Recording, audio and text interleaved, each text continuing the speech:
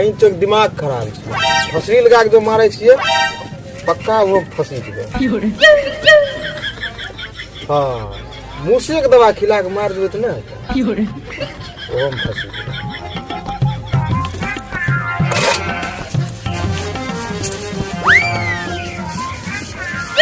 की हाल से बिला रे? देखिए रहल छो हाल हमर की हाल से। कनियान भरो तैयो बर्तन धोए छियै। बर्तन न धोए जइए मम्मी के साड़ी धोए ले। मोर बरगाते ने कछो केन धोए देली।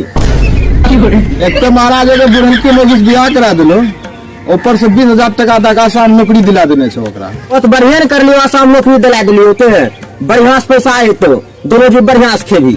सब कुछ ठीके कर लो मामू, सके नौकरी दिला के बढ़िया काम करने छो तो मोर बरगाते सब कुछ तो ठीके न बोलो रे।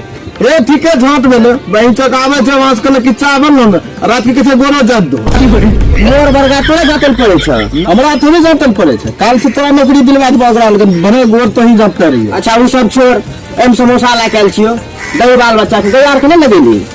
ये बर्तन धो ले गया लगा दे समोसा खा लिए पहले बाल बच्चा के दादी।